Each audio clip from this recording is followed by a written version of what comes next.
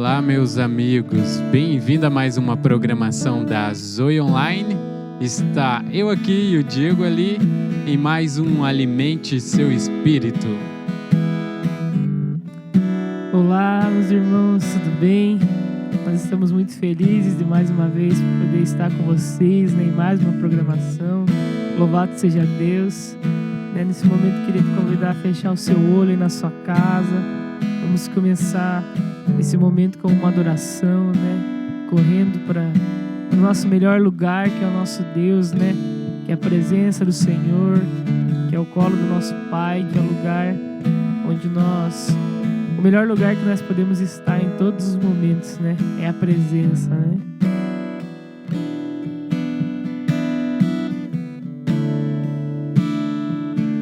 Eu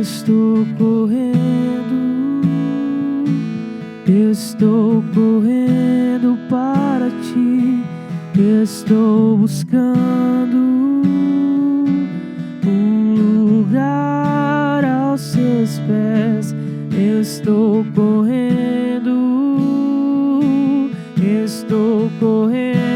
para ti, eu estou buscando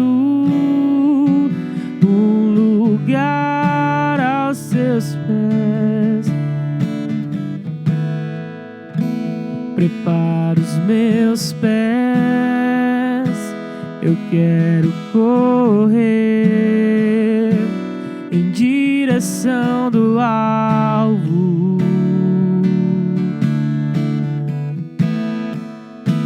Prepara o meu coração, eu quero sentir as coisas lá do alto.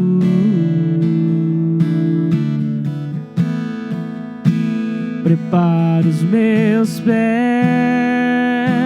eu quero correr em direção do alvo.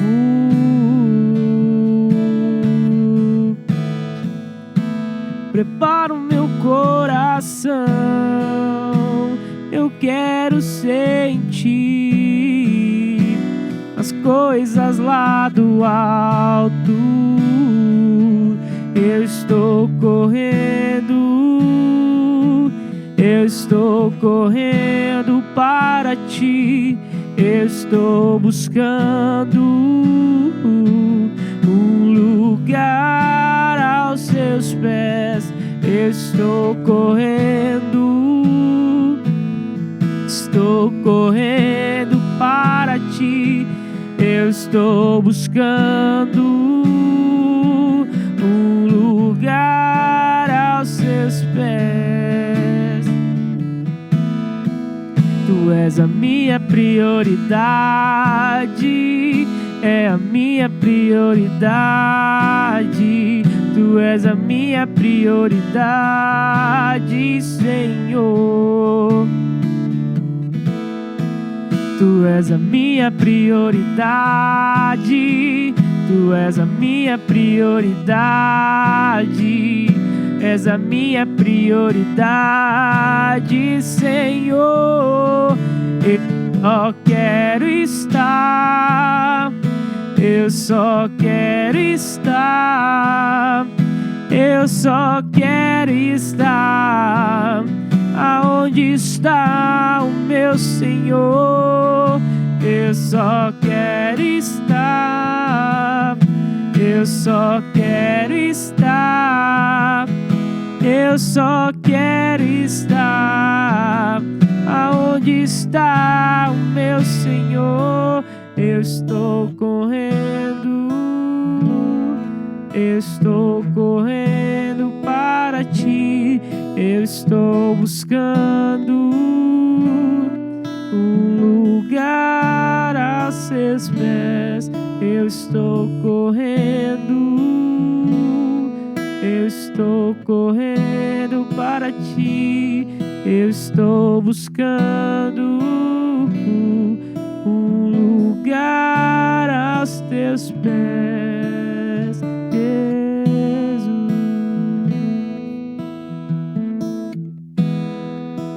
É isso aí, meus irmãos.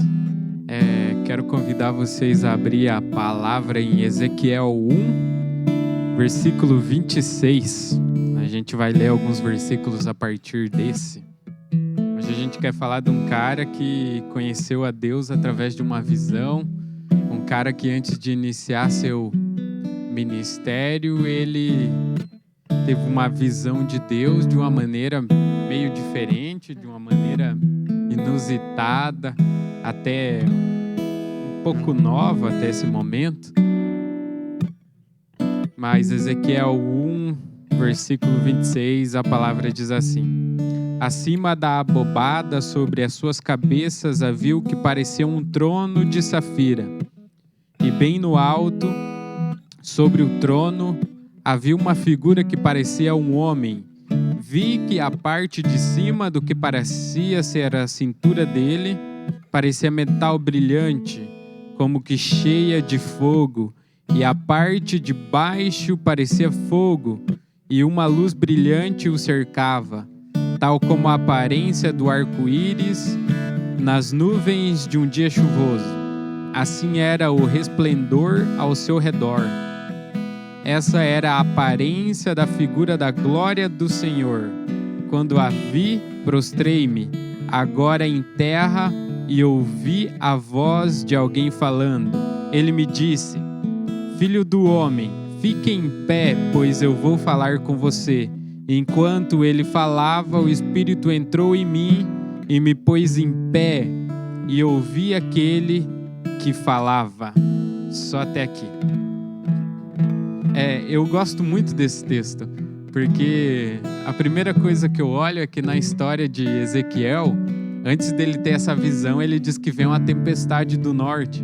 E toda vez que a gente pensa em tempestade, a gente pensa em coisa ruim, né? A gente pensa em algo dificultoso, algo que vai trazer algum dano para nós, mas só que Ezequiel teve uma visão diferente disso.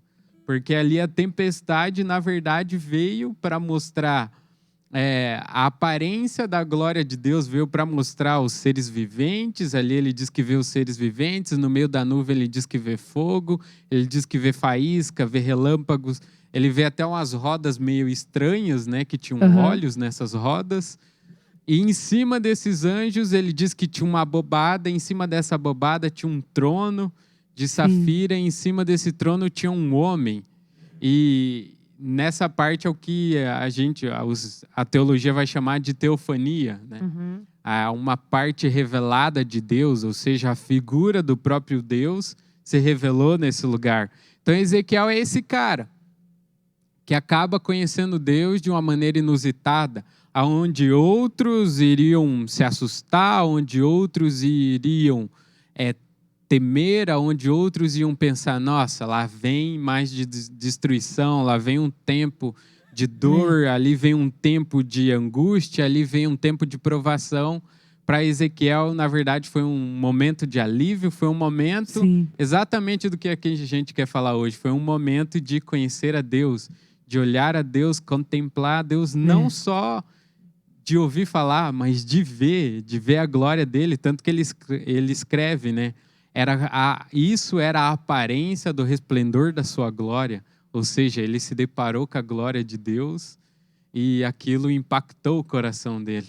E eu acho isso muito legal, porque, que nem você falou, foi uma experiência diferente, né?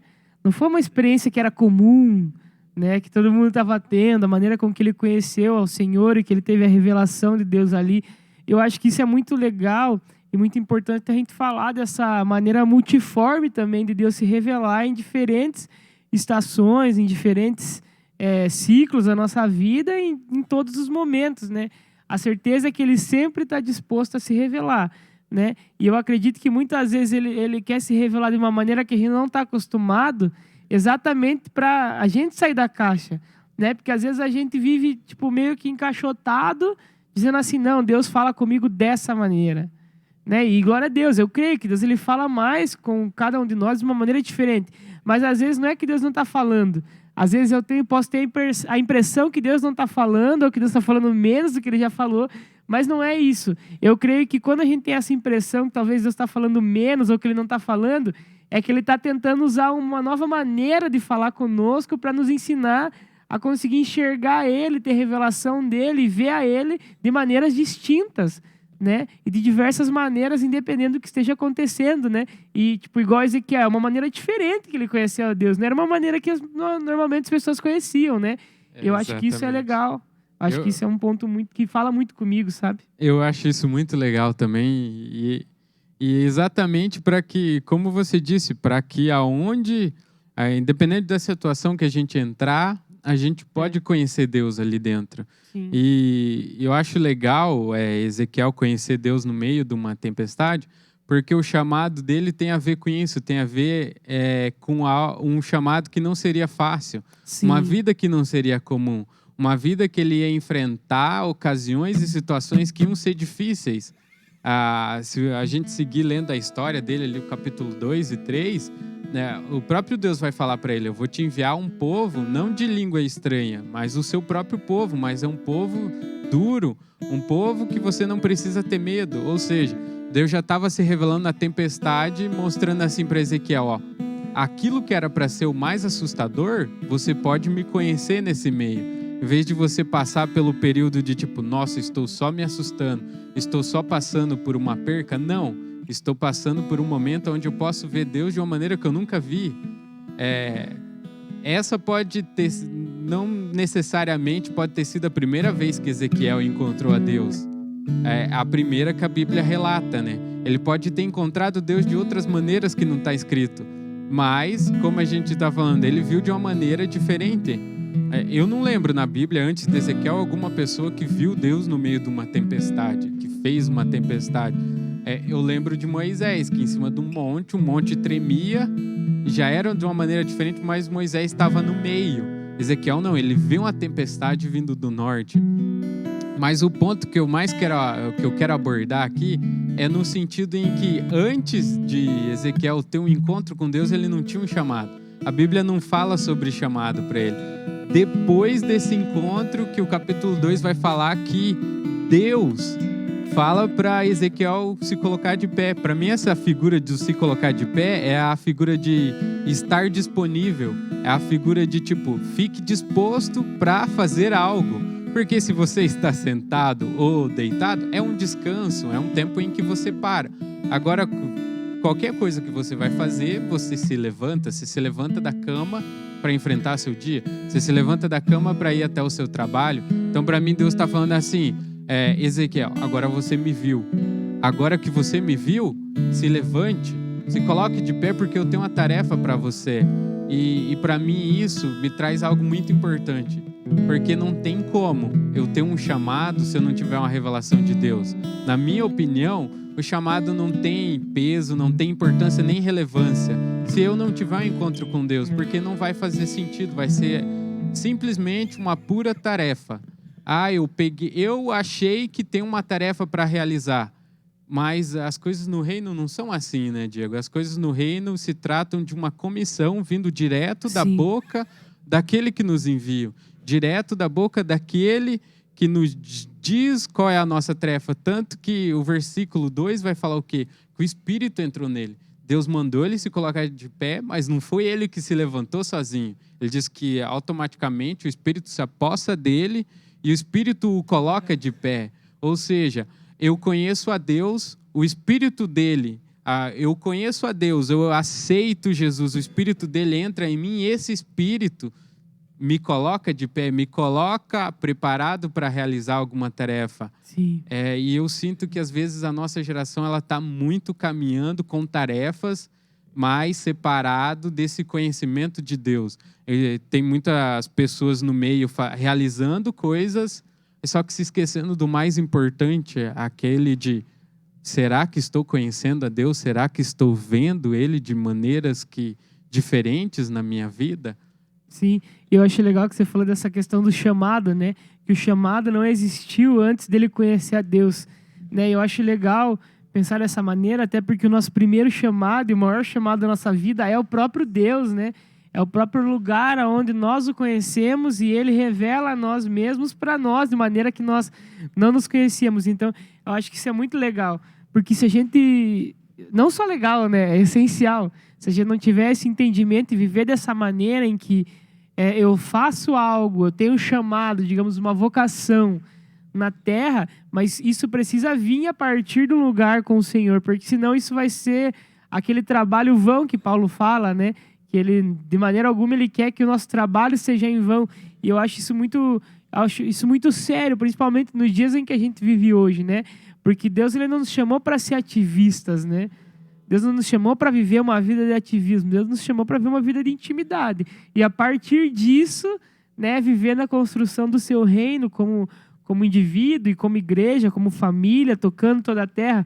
E eu acho isso muito legal, porque se a gente parar para ver na Bíblia, nenhum homem, nenhuma mulher construiu algo para Deus poderoso que impactou a terra, que impactou a geração, a cidade, né, a estação em que ele viveu, e que nem estaria aí se não fossem homens e mulheres que construíram algo para Deus, fizeram, né, tiveram um chamado, uma vocação, digamos assim, mas depois, a partir do lugar de conhecimento de Deus, né? Alguns dias atrás nós falamos sobre Raabe mesmo, né? Ela tinha uma vida sem o conhecimento de Deus, então ela tinha uma vida sem legado, ela tinha uma vida sem propósito, ela tinha a vida sem um chamado, digamos assim, sem uma vocação, mas agora quando ela conhece a Deus, tudo muda. Quando ela conhece a Deus, a sua natureza é mudada, a sua vida é mudada e, consequentemente, agora ela tem um legado, ela constrói algo tão poderoso para Deus a ponto do próprio Jesus ter vindo da geração, da linhagem de Raabe, né? Eu realmente acho que a gente precisa mais do que nunca ter esse entendimento e essa vida, né? Onde eu posso construir, eu posso fazer, eu posso viver o chamado, e nós nascemos para construir, né? Sim, coisas com Deus, no reino de Deus aqui na terra, de diversas maneiras, né? Em diversas áreas da sociedade, não só dentro da igreja, mas tudo isso a partir de um lugar onde eu conheço a Deus, né? Onde eu me disponho, né? Estou disponível para que Ele venha e se revele da maneira que Ele deseja, né? Exatamente. Eu achei legal que você falou sobre legado, e é muito bom abordar nesse assunto sobre legado, porque já deixa claro que legado não é simplesmente eu pegar a história de alguém e continuar ela. Não é só isso. Exemplo, eu recebi um legado do meu líder. Meu líder, quem conhece, sabe que a paixão dele é falar sobre adoração. E quem me conhece sabe que eu amo falar sobre presença e sobre essa paixão pela adoração. Então, eu peguei o legado dele, mas não faria sentido eu simplesmente receber o legado dele e continuar isso sem ter essa vivência de encontrar a Deus. O que marcou de verdade esse legado na minha vida foi por ver esse legado na vida dele e olhar e ir para a presença, aprender com ele antes de tudo, ir para a presença, aprender com ele antes de tudo a adorar, a conhecer Deus no secreto. Isso não seria simplesmente eu peguei uma história de alguém e falei, vou continuar essa história. Mas legado é algo muito mais profundo que isso. Eu identifico algo que Deus já derramou sobre mim, que continua da vida de alguém, mas eu vivo aquilo em interação com Deus. Como você disse, não tem nenhuma pessoa na Bíblia que construiu algo relevante que não teve isso.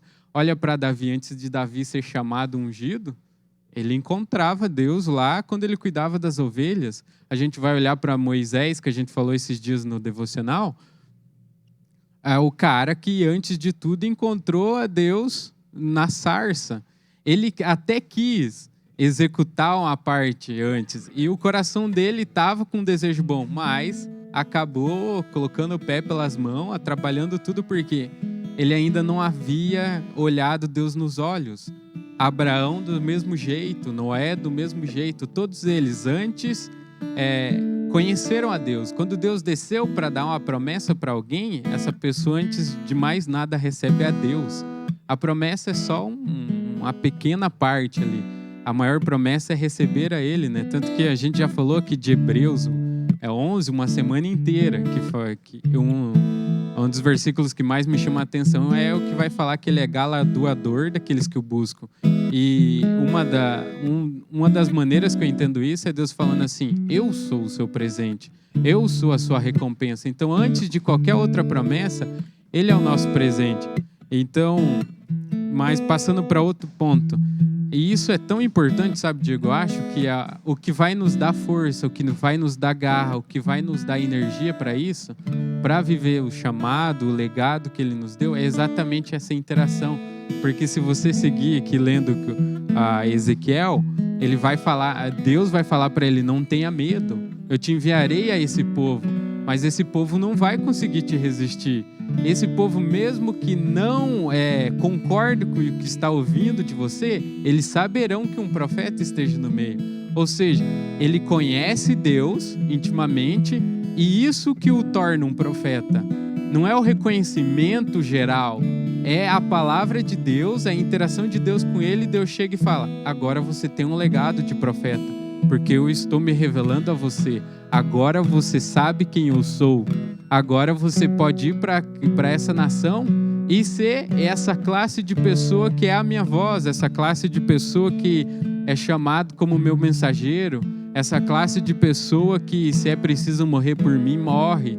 Se é preciso falar que cesse a chuva, vai cessar. Mas antes de mais nada, você teve que me conhecer, ver a minha glória. Eu acho muito legal ele falar que essa era a aparência da glória de Deus. Ou seja, ele viu a glória, ele não viu só... ele poderia ter escrito o anjo do Senhor. Não, ele fala: eu vi a glória de Deus. E a vida dele mudou dali por diante. Outra coisa que eu acho legal é que o texto vai falar que ele come o rolo. Mas ele só come o rolo, e o rolo só faz sentido para ele por se encontrar com o Pai. Porque senão seria simplesmente outro rolo, cheio de palavras. Mas por ter essa interação com o Pai, é o que transforma. E Deus termina falando: na sua boca estarão as minhas palavras. Sim, e eu achei legal, você falou dessa questão do conhecer a Deus, nos trazer um fortalecimento, né? Porque essa é a verdade. Muitas vezes a gente até tem o sonho correto, a gente até está pensando da maneira correta e deseja da maneira correta. Porém, a gente não está partindo desse lugar de intimidade, desse lugar de revelação, de conhecimento de Deus. E daí a gente não consegue. A gente vai com a força do nosso braço, e a gente precisa reconhecer que a gente consegue fazer as coisas na força do nosso braço, porém isso tem um prazo de validade. Eu gosto sempre de pensar que tudo que eu tento fazer sem o Senhor, sem a aprovação do Senhor, ou até com a aprovação dele, mas sem ele, né, só com a força do meu braço, isso tem prazo de validade. Agora, quando eu tenho a revelação e eu parto de um lugar de revelação, então agora o meu trabalho é um lugar de parceria com aquilo que Deus já está fazendo, né, com Deus que está trabalhando. Então eu acho isso muito legal, porque, que nem se falou, Ezequiel agora ele não só tem o chamado, ele tem o chamado, ele tem um Deus que impulsiona ele no chamado, porque ele conhece esse Deus, né? E talvez você tenha sonhado coisas, você tenha vivido coisas incríveis, e você tem sonhado coisas poderosas para viver na sua família, na sua casa, na sua empresa, né? Na sua faculdade, onde Deus está te colocando, e você não consegue mais continuar, você se sente fraco. Por quê? Porque talvez você não está partindo do lugar da presença. Você não está deixando Deus da presença te fortalecer, né? Para que então você possa seguir. Não é que às vezes Deus não te chamou para o lugar onde você está. Às vezes Deus te chamou e você está no lugar certo. Você está no lugar certo, só que às vezes você só não está partindo do lugar da presença, né? Você não está partindo do lugar onde você permite que Ele se revele a você e te fortaleça para você seguir adiante, né? Exatamente. Nós temos coisas a fazer. Deus colocou isso para nós, mas a questão não é nem o não fazer, né? Nós vamos fazer, mas como você disse, partindo da presença. Eu não vou lembrar o nome da pessoa agora, mas tem uma frase sobre essa pessoa que uma determinada rainha de um país falou para um avivalista que a gente teve no passado. E ela falava dele bem assim, ela falava: eu tenho mais medo desse cara de joelho do que exércitos inteiros, por causa da violência que existia. Eles usam esse termo, por causa da violência que existia na oração desse cara. O tempo que ele tinha de joelho com Deus era mais poderoso, mais intenso do que se um exército se levantasse contra ela. De tanto peso que tinha a palavra dele, por ele carregar o legado de Deus. Provérbios vai falar que é melhor você, antes de você executar uma tarefa, você afiar o seu machado. E para mim, esse é o tempo de presença com Deus.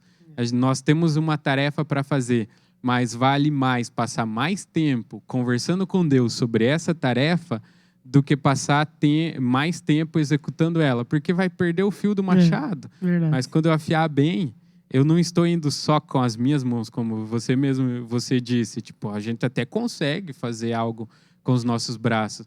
Mas agora, quando é os meus braços com os braços do Senhor junto, Não tem limites, né? é aquela velha história que a gente já conhece. É a figura do filho fazendo algo, ele acha que está fazendo algo, mas na verdade é o pai por trás fazendo. O filho até leva o crédito. Ó, o grande avivalista que se levantou, ó, o grande pastor, ó, o grande profeta, mas que na verdade o grande é o Senhor que está Deus, por né? trás. Ele só permitiu e entendeu que o local das coisas acontecer é o secreto dele. Eu acho que isso é poderoso demais. E essa é a nossa vida, né? Eu acho que a gente precisa ter essa noção e essa vida mesmo. A gente tem escutado todos os pastores, né, homens e mulheres de Deus falado sobre isso, né? A gente não pode aceitar mais viver uma vida de cristianismo sem Cristo, né? Ou viver uma vida no Evangelho sem o dono do Evangelho, sem aquele que é o principal no Evangelho, que é o Senhor, que é a sua presença, que é Cristo. Né, que nem o Mike falou, ele come o rolo, mas o rolo faz sentido porque ele conhece o Deus de quem o rolo está falando, o Deus que escreveu esse rolo, né? O Cristo a quem esse rolo aponta, né? Quem esse rolo mostra, que é a própria palavra. Então, realmente, nós precisamos mais do que nunca ter essa vida, dessa revelação do Senhor, desse conhecimento dele na intimidade com a palavra, na intimidade com o Espírito Santo. Isso é essencial. Eu gosto de pensar que tão essencial quanto o oxigênio, né, para nós respirarmos e conseguirmos viver, é a presença de Deus para que a gente de verdade consiga viver. Porque ainda que a gente viva aqui na Terra todos os nossos dias e conquiste muitas coisas, se a gente não tiver de fato a presença, a revelação de quem Ele é diariamente nos sustentando e nos fazendo avançar, talvez a gente chegue no final dos nossos dias e escute a frase que eu não quero escutar de maneira alguma, eu espero que nós não precisemos escutar, que é aquela frase, fiz muita coisa no seu nome. E o pior não é o que você fez no nome dele, o pior é a resposta dele, dizendo que ele não conhece o seu nome, que ele não conhece a sua voz. Né? Porque daí ele está falando agora do lugar da intimidade, o íntimo conhece a voz, conhece o nome, né? Os íntimos se conhecem não só pelo nome, não só pela voz, mas o olhar, né? É que Jesus fala que fazia porque viu o Pai fazer, falava porque viu o Pai falar, mas eu fico imaginando que tinha coisa que talvez o Pai só piscava, só ele já entendia o que era, o que ia acontecer, porque era muita intimidade, né? Então eu acredito que a gente não pode aceitar não viver debaixo disso, né? E a partir disso. Exatamente. E o último ponto é que, de tanto conhecer a ele, a minha voz acaba se tornando parecida com a dele. Eu acho um detalhe muito legal que antes desse texto que a gente leu, a Bíblia vai falar que o movimento das asas dos seres viventes era como a voz do Todo-Poderoso. Mas um pouquinho antes vai dizer que o Espírito estava nesses seres viventes. Então, aquele apontamento de que, tipo, por ele conhecer a Deus, receber o rolo, vai chegar o dia que os nossos movimentos serão como a voz do Senhor. Para mim, isso vai ser o momento de maior privilégio, né? Imagina a gente chegar lá no céu e a gente vai ser reconhecido por ser parecido com Ele. Eu imagino que, além de ter o selo, que a Bíblia diz que nós temos, que é o Sim. Espírito Santo, Ele vai chegar lá e esse selo nos tornou parecido com Ele. Ele vai falar, opa, mas você passou tempo comigo, nós somos até parecidos, você pode entrar. Já de cara ele vai olhar e vai falar, você não tem nada a ver comigo, tchau. Não, eu creio dessa maneira. Os filhos, né? É impossível, né, cara, você olhar para os filhos e você não conseguir reconhecer os pais. Né? Os filhos, eles são meio que uma caricatura, né, dos pais, um pouco melhorada, né? Deus vai caprichando cada vez mais, né? Mas, tipo assim, cara, eu digo por mim, assim, se eu raspar minha cabeça, eu fico idêntico ao meu pai. Quando eu tô com o cabelo mais compridinho, assim, fico mais parecido com a minha mãe. O meu irmão é a minha cara. Só que o meu irmão não é filho dos meus pais que ele, é filho de outro pai. Só que o pai do meu irmão é muito parecido com o meu pai. E a gente é filho da mesma mãe, então a gente é tudo parecido. Né? Então eu acho engraçado que às vezes a gente tá numa chamada de vídeo lá, e o meu irmão, ele gosta de zoar, né? Ele fala, nossa, você já é feio, né? Eu falo, mas você é igualzinho. Você é minha caricatura, então você também não é bonito. Mas eu acho que isso é muito legal, essa questão da aparência que vem nesse DNA. E o DNA fala sobre um lugar de intimidade. E o DNA é algo que você não vê. É algo que está em oculto, está no sangue. Né? E eu acho muito legal, porque intimidade é algo que não se vê. Né? Intimidade não tem a ver com o que se posta, intimidade não tem a ver com o que se curte, com o que se compartilha, né? A gente que vive nessa geração que você é bom se você tem, se você é bom se você posta, se você é bom se você compartilha. Agora o DNA, de fato, aquilo que é de intimidade, vai muito além do que os nossos olhos conseguem ver, né? Então eu acho que mais do que nunca a gente precisa começar a valorizar as coisas certas, porque esse é um tempo que, na minha opinião, Deus está ajustando o fundamento, que é o tempo que a gente precisa para ajustar fundamento, alinhar fundamento, porque o tempo que a gente vai ter depois não vai dar tempo de parar para ajustar fundamento, né? Exatamente, é bem esse ponto que eu ia comentar. Eu tenho sentido que Deus parou todo esse tempo. A gente já falou isso várias e várias vezes aqui, mas vale repetir. Deus parou todo esse tempo exatamente para que os seus pudessem encontrar Ele.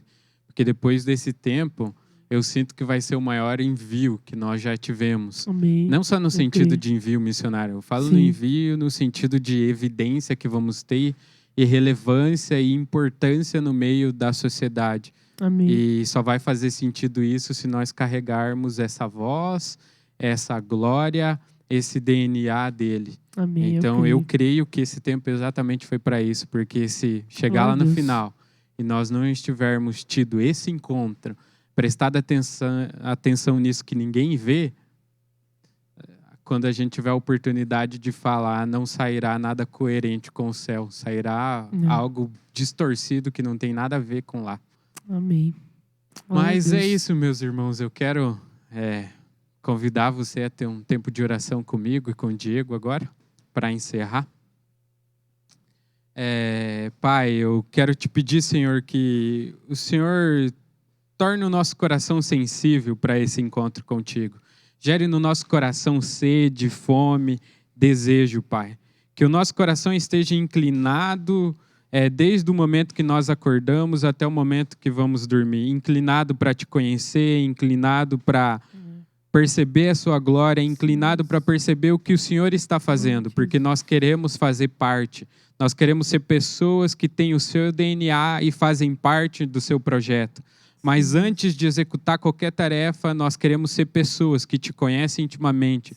Pessoas que não são simplesmente servos ou simplesmente empregados. Nós queremos ser filhos, e filhos fazem as coisas junto com o Pai. Esse é o nosso desejo, Pai. No nome de Jesus Cristo. Amém. Amém. Glória a Deus. Glória a Deus. Obrigado, meus irmãos, por estarem conosco mais um momento. Que Deus te abençoe e que você possa desfrutar dessa que é a nossa realidade, né? Já está sobre nós, a gente só precisa desfrutar cada vez mais dela. E fica ligado nas nossas redes sociais, na nossa programação, Facebook, Instagram, YouTube, você encontra tudo ali. Não deixe de compartilhar aí com mais pessoas para que o reino do Senhor continue avançando. A igreja não para, muito pelo contrário, né? Exatamente. Ela está avançando cada vez mais. Deus abençoe e até mais. Até mais, grande abraço. Tchau. Tchau.